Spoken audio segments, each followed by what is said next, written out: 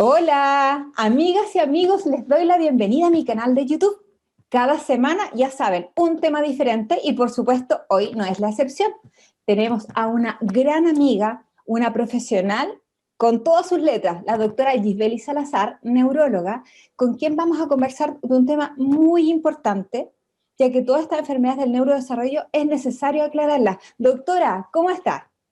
Hola, ¿cómo estás, Paz? Gracias por la invitación y para mí es un honor compartir en tu canal esta información que es sumamente importante porque siempre que educamos e informamos acerca de un tema, sabemos que esa persona se queda con esa semillita y puede ir ayudando. Gracias, doctora. Es muy importante esto de educar y por eso que en el canal estamos desarrollando tantas temáticas y hoy vamos a hablar de una que han solicitado mucho, síndrome de Asperger. ¿Y por qué es tan importante? Porque a veces uno lo confunde. Doctora, ¿qué es el síndrome de Asperger? Sí, hay que aclarar, Paz, que el síndrome de Asperger en la actualidad está calificado como un trastorno del espectro del autismo leve. Antes, en la clasificación del DSM-4, lo tenían el autismo y el síndrome de Asperger por separado. Hoy en día lo incluyen. Sin embargo, el 18 de febrero se celebra el síndrome de Asperger y mucha gente se identifica con el síndrome, entonces, sabe, tiene como decir sus características, pero hay que hacer esta aclaratoria, ¿no? Pero, ¿qué es el síndrome de Asperger? El síndrome de Asperger es un trastorno igual del neurodesarrollo, caracterizado por esas conductas que ellos tienen, pueden tener un lenguaje, alteraciones en el lenguaje, pueden tener alteraciones en sus conductas, en lo que es la parte de la socialización. Entonces, fíjate que son niños, como yo le digo en el concepto, forma de cómo expresarse. Existen muchos mitos y realidades en lo que es el síndrome de Asperger que te caracterizan de que ellos no piensan o ellos no tienen emociones y pues no es así. Son niños que tienen sus sentimientos, son niños que saben expresarlos, pero no de la forma convencional como el que nosotros estamos acostumbrados, como digo yo. Entonces, eso hay que siempre tenerlo en cuenta, que sí son niños que tienen sus emociones. Gracias, doctora.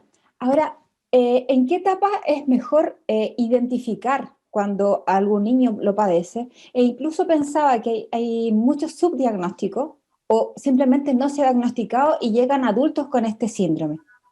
Exactamente, de verdad que excelente esa pregunta, Paz. El diagnóstico lo puedes hacer antes de los 3 años de edad.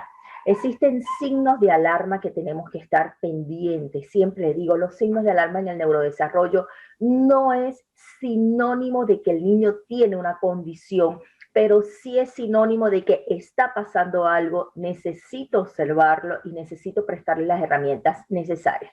Entonces, un signo de alarma importante que puedes ver antes de los 12 meses de edad, la falta de sonrisa social, el llanto incontrolable, lloran por cualquier cosa, son muy irritables ante cualquier estímulo, ¿no? Sabes que tú sabes, puedes llorar por hambre, puedes llorar si tienes el pañal sucio, pero en este caso el llanto es por todo, es un estímulo que siempre está. Los trastornos del sueño, puedes tener niños que se despiertan durante la noche llorando, no es por hambre, muchas veces se confunden con cólicos abdominales, porque los padres refieren se paró, lloró y después tuvo una calma o tuvo un periodo de reposo. Eso tenemos que estar pendiente con esa parte. También es importante la parte de la alimentación, Paz, que es parte de tu área, porque algunas veces son selectivos con los alimentos, ¿no? Y cuando lo notamos, cuando comienza esa ablantación, es decir, pasamos de la leche materna o de la fórmula modificada a introducir alimentos y nos damos cuenta que de repente los alimentos que son pastosos no le gustan. Entonces, fíjate que sí hay signos de importancia. Y algo que tú comentabas, en el caso del síndrome de Asperger, cuando ellos tienen un alto nivel de funcionalismo, tienen un buen nivel cognitivo, muchas veces se pasa desapercibido. Y es el niño que recibe muchos estigmas sociales, porque es el niño que se tienen como malcriado. ¿Por qué? Porque ellos funcionan desde el punto de vista intelectual muy bien, pero les cuesta, como decir, la socialización o las relaciones, tienden a aislarse y de repente no se aíslan, de repente socializan, pero es esa socialización que te quieren estar abrazando o besando, o de repente una socialización diferente a la que estamos acostumbrados. El lenguaje, ellos tienen un léxico muy, una prosodia muy fina. Un ejemplo, nosotros por lo menos en nuestro país decimos torta, ellos dicen pastel, al color morado, nosotros le decimos morado, ellos púrpura, entonces se tiende a confundir mucho, que una de las primeras limitantes para el diagnóstico es que las madres dicen, él tiene un lenguaje característico a las comiquitas, porque en la comiquita que está viendo dicen llanta, dice pastel, dice púrpura, entonces te das cuenta que muchas veces va pasando, porque es el niño que cuando observamos, no, él está bien, lo que pasa es que él está malcriado, pero no, cuando realizas la historia clínica, por lo menos a mí que me ha tocado hacer historias clínicas en adolescentes, que te lo llevan porque cuando ya pasan a la secundaria, pueden tener problemas o pueden comenzar esos problemas porque hay diferentes profesores, porque la rutina se les cambió. Entonces, cuando tú haces el test, tú dices, sí, este es un niño que tiene una condición, y cuando comienzas a hacer la historia de los antecedentes, mira, son niños que has conseguido con sorpresa, que son niños que siempre vinieron irritables, que son niños que los metieron en varios cursos y los tuvieron que retirar, sumamente importante cuando te hacen estos cambios de rutina. Entonces de repente es un niño que en la primaria fue bien, pero cuando hace ese cambio al liceo le cuesta. Entonces fíjate que sí diagnosticamos, y algo importante, Paz, fíjate que hemos diagnosticado niños en el consultorio, pero cuando empiezas a hacer el examen clínico, a preguntar esos antecedentes de importancia, nos conseguimos con que uno de los padres tienen características de la condición. Entonces, fíjate que tú haces una pregunta muy interesante, porque esa pregunta no solamente es para responder eso, sino todo lo que trae, ¿no? Y la importancia de, siempre digo, cuando diagnosticamos precozmente, no es para etiquetar al niño. Lo que hacemos es para brindarle las herramientas necesarias para hacerlo. ¿Qué es el síndrome de Asperger? Para mí son maestros pequeños, nos enseñan mucho, tienen muchas capacidades para los idiomas, tienen muchas capacidades para muchas cosas, muchas actividades que se le ponen, y muchas veces hasta más complejas que las que puedo realizar yo, por decir un ejemplo. Entonces, ¿por qué etiquetarlos? ¿Por qué cercarlos? Cuando tenemos que ver cuáles son sus habilidades, cuáles son sus debilidades, no para irte a las debilidades, es para tú trabajar más esas habilidades, y cuando tú mejores esas habilidades, que tú veas que él esté bien, porque algo que hay que cuidarle al niño que sufre de la condición del síndrome de Asperger, de lo que es del TEA, es el autoestima, porque muchas veces llegan maltratados, llegan con el autoestima baja, porque es el que tú no vas a poder, tú no lo vas a lograr. Ellos muchas veces, una de las características que tienen, Paz, es la dificultad para la lectoescritura, o de repente para la escritura. No todos, es uno de los signos que uno ve, que es lo que uno dice la coordinación o la motricidad fina. Entonces muchas veces a estos niños les cuesta copiar de una pizarra, pero son excelentes poniendo, son excelentes memorizando, son excelentes realizando otras actividades. Pero ¿cuál es el error social que yo veo? Y sobre todo lo veo en mi país, que entonces te fijas en que el niño no sabe escribir, o el niño no le cuesta escribir, y te quedas ahí. Y de repente el niño haciendo exposiciones, o el adolescente, es una maravilla. Entonces siempre digo, la importancia de hacer un diagnóstico precoz es para ayudarlo en esas habilidades, trabajar esas debilidades, y sobre todo la autoestima. Hay que blindar la autoestima del niño. Fíjate que ellos algunas veces tienen movimientos estereotipados cuando hay situaciones de ansiedad, situaciones de angustia. Entonces, fíjate que eso son movimientos que de repente los tiene un adolescente, y ellos por eso son muy sensibles al bullying, son muy sensibles a que los demás se metan con ellos. Entonces, por eso les digo, la protección es sumamente importante. Una de las características que ellos también tienen, Paz, es que son literal, ellos utilizan el lenguaje muy literalmente. Entonces te explico. De repente tú le dices, va a caer un palo de agua y ellos esperan que caiga el palo de agua. Pero cuando a mí me preguntan, eso es una, sí, mira, es una condición, pero es que realmente muchas veces hablamos mal. Porque si tú te molestas conmigo, yo salgo y lanzo la puerta, ¿verdad? Muchas veces uno dice esta expresión, si quieres la lanzas más duro. ¿Qué entiende él? Que tengo que cerrar la puerta más duro, se devuelve y cierra la puerta. Entonces, uno muchas veces habla, que era lo que nosotros hemos hablado en otros talleres, que siempre suponemos, el otro va a entender, es decir, yo presumo que tú vas a entender, que tú me dijiste, imagínate tú el enredo, que la puerta debería de cerrarla más flojo o no debería de lanzarla, cuando sencillamente podemos dar una orden clara, sencilla, detallada y que ellos realmente la entiendan y la procesen, ¿no? Entonces, hay una película en Netflix que se llama El empleado nocturno, trata de lo que es el síndrome de Asperger, no en su mejor versión, pero sí hay técnicas que te das cuenta que la literalidad trata mucho la parte literal. Y es sumamente importante tomarlo en cuenta porque muchas veces se presentan problemas con los niños por nosotros no saber hablarle. Porque, mira, un ejemplo muy típico, que el niño no quiere hacer la tarea. Entonces no quiero hacer la tarea, no lo voy a lograr. Entonces, bueno, la idea es, si lo vas a lograr, vente, vamos a ponerte. Y de repente hay padres que te dicen, si quieres no hagas nada, hasta que te vayas a Marte. O sea, un comentario que, y entonces el niño el otro día, mira, vamos a hacer la tarea. No quiero porque mi papá me dijo que cuando yo me fuera a Marte era que yo podía hacerla. Y muchas veces nos reímos de eso o creemos que el niño se está burlando de nosotros, pero es que tú le dijiste literalmente eso. Entonces, fíjate la importancia de esto. Algo también importante que son una parte de mis consejos, hablar.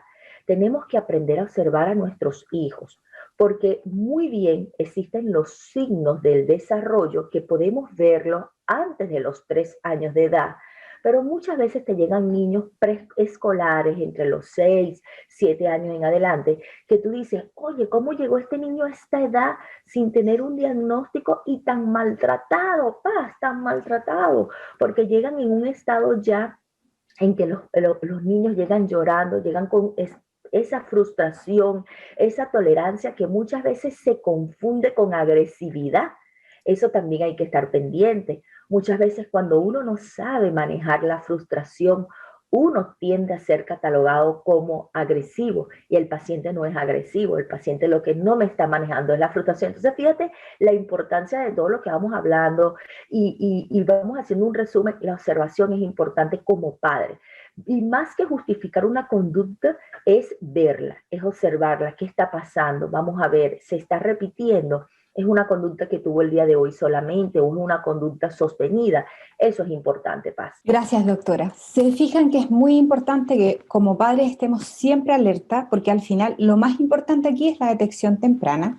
Y me voy a quedar un poco con el mensaje del tema nutricional, porque también me ocurre que cuando llegan los pacientes que no han sido diagnosticados a tiempo, con hipovitaminosis, riesgo de desnutrición por falta proteica, claro, porque como tienen esta fijación por algunos alimentos o por gusto, es necesario que estemos alerta, porque a veces como papá lo único que queremos es que coma, pero tenemos que tener claro que en esa etapa de desarrollo es importante tanto la cantidad como la calidad.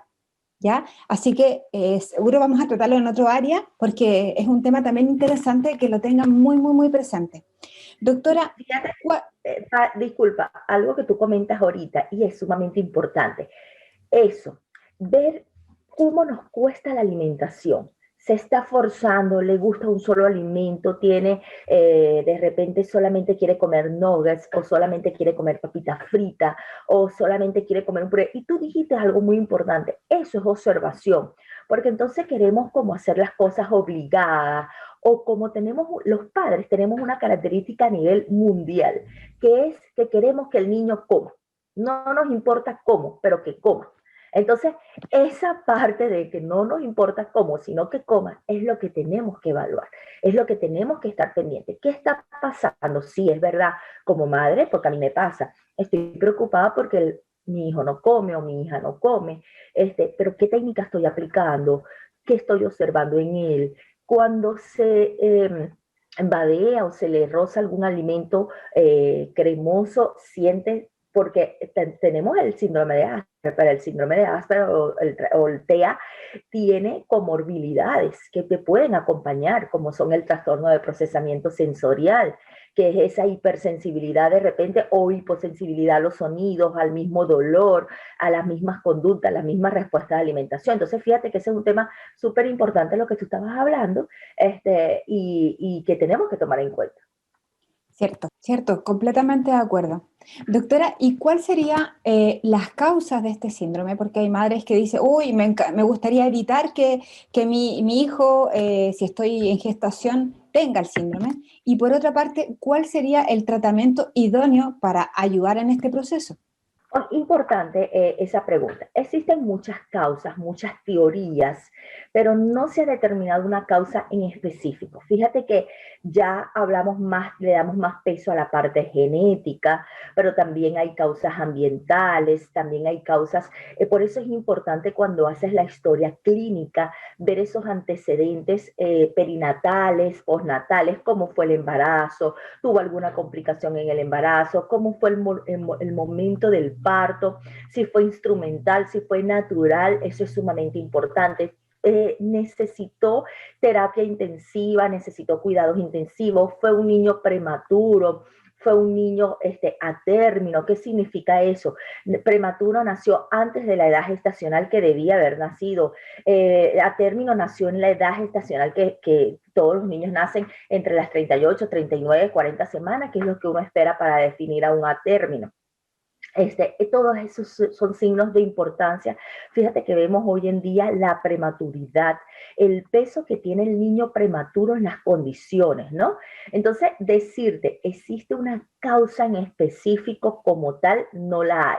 Existen muchas teorías, pero todavía no se ha determinado cuál es la causa. Lo que sí está agarrando peso ahorita es la parte genética. Y fíjate que es tanto así que con lo que te comentaba, muchas veces en consulta te llega el niño, tú examinas al niño, haces el interrogatorio del niño, pero cuando te das cuenta, el padre tiene esas características, pero de repente por la forma en cómo lo educaron, la forma ambiental, la influencia cultural, este paciente, esta persona superó un poco la condición y fue en cierta forma, que es lo que queremos en todos los niños, que sean completamente funcionales. A mí no me gusta hablar del término es que ellos son diferentes, porque yo siempre digo algo, es que todos somos diferentes, porque si nos evaluamos internamente o nos evaluamos ahorita, tenemos hermanos, muchos tenemos hermanos de la mismo padre, de los mismos progenitores, ya sea mamá, ya sea papá. Y no somos iguales, no somos iguales para nada siendo hermanos. Muchas veces no nos gustan los mismos. Entonces, cuando hablamos, calificamos a estos niños que son diferentes, yo pienso que lo estamos haciendo mal, porque es que todos somos diferentes. Y qué bueno que son diferentes, porque de esa forma tienen más cabida a nivel social, que es lo que yo siempre comento, que de eso es lo que realmente necesitamos. Y fíjate, Paz, algo importante con las causas. Siempre les digo, las causas son importantes, pero anteriormente se responsabilizaba mucho a las madres. Tanto así que existió una teoría de las madres neveras, porque se hablaba que el no haber una buena afectividad de la madre hacia el niño podía generar esto. Imagínate tú esa culpabilidad. Entonces, hoy en día, gracias a Dios, esa teoría ha desaparecido, pues.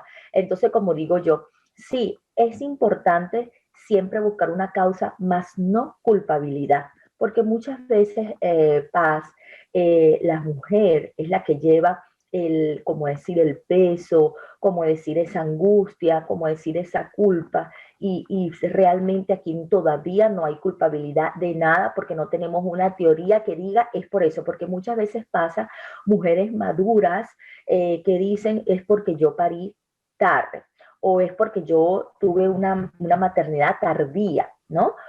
Pero es que también lo puedes ver a una maternidad tardía, una adolescente, lo puedes ver en muchas edades, pues. Entonces, más que esa responsabilidad, más que esa culpabilidad, es seguir investigando y seguir estudiando, pero hasta ahorita una causa como tal, no.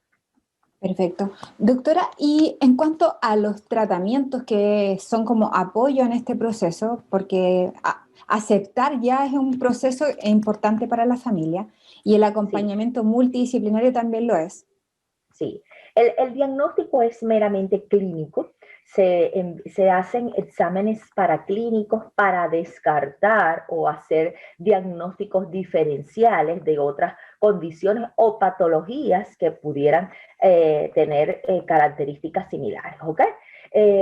Pero el tratamiento es multidisciplinario, porque no solamente es el neurólogo o el pediatra, sino que tienen cabida el psicólogo, el psiquiatra, los terapeutas ocupacionales, el logopedia, el psicopedagogo, la madre, el equipo educativo que es tan importante, Paz, en todo esto, el que seamos una cadena unidos porque cada quien hace un aporte en pro del niño. El tratamiento tiene varias fases. Podemos tener un tratamiento con terapias y el tratamiento muchas veces que necesitan la parte de medicación, pero en un gran porcentaje son niños que con las terapias, dependiendo si tenemos un niño con una condición o una comorbilidad, porque de repente tienes un niño con un síndrome de Asperger, un TEA, que el niño, que es lo que es el TEA, pues que el niño puede tener una epilepsia. Entonces, este es un paciente que necesita una medicación. Entonces, no lo estás medicando por la condición per se, sino por la comorbilidad que el niño tiene, si tiene un trastorno del sueño, si tiene un trastorno de ansiedad. Pero, ¿cuáles son el tratamiento más importante? El psicoeducativo, el psicológico como tal y el psicopedagógico. Porque una de las cosas que siempre tenemos que evaluar en ellos es, tienen muy buen nivel de funcionamiento, tienen muy buen nivel cognitivo, pero muchas veces el saber expresar sus conocimientos, el cómo se van a desenvolver en el salón de clase, necesita de estas técnicas de apoyo. ¿No? No quiere decir que el niño no lo va a lograr, no, mira, hay muchos amigos míos, síndrome de Asperger, médicos, ingenieros, abogados, pero siempre han tenido el apoyo y lo que tú dices, el acompañamiento de ayudarlos a que ellos puedan canalizar toda esa energía, esa inteligencia que los caracteriza. Entonces, fíjate que el apoyo psicoeducativo es importante, Paz, porque el apoyo psicoeducativo no es solamente para el niño, es para la familia, es para el maestro y es hasta para el hermano, porque muchas veces uno de los problemas que se nos presentan es ese hermano que ve que el otro niño tiene un trato de repente diferente, porque mi mamá va a consultas con él, ¿qué está pasando? Entonces tú le explicas, mira, existe esta condición que se caracteriza por esto, por esto, por eso tu hermano tiene esa conducta y cuando te das cuenta, su hermano pasa a ser un hermano sombra, un hermano que lo ayuda y que lo protege. Porque muchas veces como familia hablamos en la parte psicoeducativa, Paz, pero sí, ¿qué es la parte psicoeducativa? ¿Qué es lo que entendemos como parte psicoeducativa? Porque de repente te llega un niño a un salón de clase, que es una de las charlas que yo daba, el TEA llegó a tu salón de clase y no es para tenerle miedo, o de repente, ay, este niño va a ser un problema. Son niños maravillosos, de repente no, te van a enseñar a ti hasta ser maestro, hasta ser profesor, pero cuando tienes las herramientas necesarias, es importante. Por eso también le digo a los padres, cuando tienen un diagnóstico de síndrome de Asperger o lo que uno llama TDAH o cualquier otra condición, lo importante es informarse, Paz, y educarse. ¿Por qué? Porque todos pasamos por un duelo. Ese duelo tiene una fase de negación, o sea, me niego a aceptar que este niño tiene esta condición. Eso puede pasar, Paz. Y eso hemos visto cómo repercute en el tratamiento y cómo repercute en la evolución y el pronóstico de este niño. Entonces, fíjate la importancia. Todos vamos a pasar por una negación. Sí, es verdad. Lo importante es no quedarte anclado en esa negación y en esa culpabilidad de que soy culpable yo como mujer, porque entonces te metes esas culpas y esa responsabilidad y es lo que realmente no queremos. Pero en sí, la parte psicoeducativa para mí es importantísimo en el tratamiento. Educar todo, porque puede pasar que tenemos familias que la mamá acepta el diagnóstico, pero el padre no. Como puede pasar que los padres aceptan el diagnóstico, pero familiares con los que compartes a día, no. Entonces, muchas veces vas a escuchar este comentario, es que la mamá lo sobreprotege mucho, es que él es un niño malcriado, es que él es único hijo, es que su tío fue así, y cuando te das cuenta, estas excusas sociales lo que hacen es retardar el diagnóstico. Y al final siempre les pregunto, ¿quién va a sufrir cuando se retarda el diagnóstico o se retarda el aplicar esas herramientas necesarias? El niño. Sufre el niño y como efecto colateral la familia. Porque siempre digo, los niños son niños, cuando son pequeños tú los puedes manejar, los puedes controlar, pero cuando este niño llega a la adolescencia, que adolece de muchas cosas, que va en ese camino y que viene de repente arrastrando frustraciones, que viene arrastrando una autoestima baja, ahí es donde realmente comienzan los procesos de bullying, ser susceptibles a que otros los maltraten. Entonces, ¿por qué llegar a esa etapa cuando podemos, cuando son niños, ayudarlos, orientarlos a la aceptación? Muchas veces hay padres que te dicen, es que yo no le quiero hablar del diagnóstico, yo no quiero que él sepa, es que él no tiene nada malo. Yo soy médico y yo tengo una condición de hipotiroidismo y a mí no me dicen, ahí viene la hipotiroidea esa, no. Entonces, ¿por qué tenemos que decir a un niño, ahí viene el autista o ahí viene el síndrome de Asperger o ahí viene el TDAH? Son niños y tienen su nombre. Entonces, tú no ves un paciente caminando hipertenso, con hipertensión arterial y tú le dices, ahí va el hipertenso. O sea, y esas son condiciones igual, es más, son enfermedades silentes, son enfermedades silentes que necesitan un tratamiento muchas veces de por vida, de condiciones. Entonces, cuando te das cuenta, fíjate que etiquetamos unas cosas y otras no. Entonces, ¿por qué las etiquetas? Y realmente ese es el llamado paz. De hacer una detección temprana, que es sumamente importante, el apoyo psicológico y psiquiátrico, no tener miedo al apoyo psicológico y psiquiátrico, porque muchas veces tú lo escuchas en la familia. Mi hijo no está loco, es que es verdad, su hijo no está loco, pero necesita el apoyo. Y muchas veces hasta uno mismo, Paz, hasta uno mismo como personal de salud, hasta uno mismo como familia, hasta uno mismo como madre del niño, hasta los hermanos.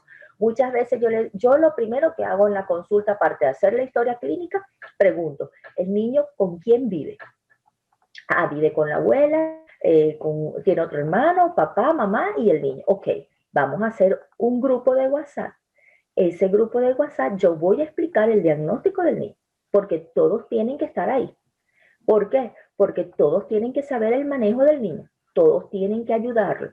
Y así no creas esa rivalidad entre hermanos, de por qué mi hermano, si le provoca comer tal cosa, si lo aceptan y por qué a mí no, porque si no quiere hacer la tarea ahorita, se le da un chance para que la haga más tarde y a mí no. Entonces, fíjate la importancia de no solamente incorporar a la mamá o a la persona que va a la consulta, sino siempre, y este es un consejo que quiero que les quede, siempre, si me escucha un personal de salud, si me escuchan las personas, siempre es bueno orientar a todo ese grupo familiar de los que conviven, los más cercanos que están. Y un grupo de WhatsApp lo abres, colocas sus videos, ellos te hacen tus preguntas y ya por lo menos tú creaste la educación o esa semilla de información en ellos y ya les quedará a ellos seguir explorando en el campo, en el área, pero tú ya cumpliste con educarlos y con ir informarlos, y de esta forma ir viendo cuál es la evolución. Y te das cuenta, Paz, que cuando incorporas al grupo de la familia, cuando incorporas hasta la maestra, muchas veces la maestra quiere recibir orientación acerca de lo que es el TEA, el trastorno del espectro del autismo, el TDAH, te dicen sí, te das cuenta la mejoría que ellos presentan a nivel educativo. Es increíble, pero eso es algo sumamente importantísimo. Gracias, doctora. Es muy importante que estemos educados, tengamos los conocimientos, sepamos dónde acudir. Les comento que la doctora realiza consultas online, así que doctora, ¿dónde la ubicamos? A través del Instagram, @neurogisbe, con J, pueden escribir al directo y con mucho gusto yo les indico cuáles son las pautas y todo eso. Nos hemos educado mucho en la parte de neuroeducación, Paz. De hecho, tú tienes algunos retos y sumamente importantes. Y siempre digo, súmense, hay que sumarse a los conocimientos con las personas capacitadas, porque muchas veces creemos que todo el mundo conoce del síndrome de Asperger o el trastorno del espectro del autismo, y la idea es buscar siempre la persona capacitada, que te ayude, que te oriente, porque como les digo, aunque no es una enfermedad, es una condición y hay que dejarlo claro, para toda la vida. No se cura, porque eso es otro también de los mitos que tenemos. Vamos a darle tratamiento porque se va a curar. No, se ha demostrado en los últimos estudios que han salido en las revistas indexadas, estudios de personas científicas serias, de médicos serios, en donde te dice, la parte psicoeducativa es sumamente importante, orientarnos todos y ayudar a ese paciente que sí se puede. Amigos, darles las gracias por habernos acompañado. Se fijan que es importante siempre aprender de profesionales del área para que nos puedan guiar y orientar. Así que, como siempre, quedo atenta a sus mensajes para saber qué otro tema les interesa. Agradecer, como siempre, a la doctora Gisbely Salazar. Ya saben dónde ubicarla. Es muy asequible, muy profesional, muy humana, así que no pierdan esta oportunidad. Y, por supuesto, les recuerdo visitar mi web www.pazversano.com, suscribirse a mi canal de YouTube, Paz Bersano, y por supuesto mi Instagram, @paz.b.reyes. Doctora, un beso y un abrazo apretado a Venezuela. Que tenga un hermoso día.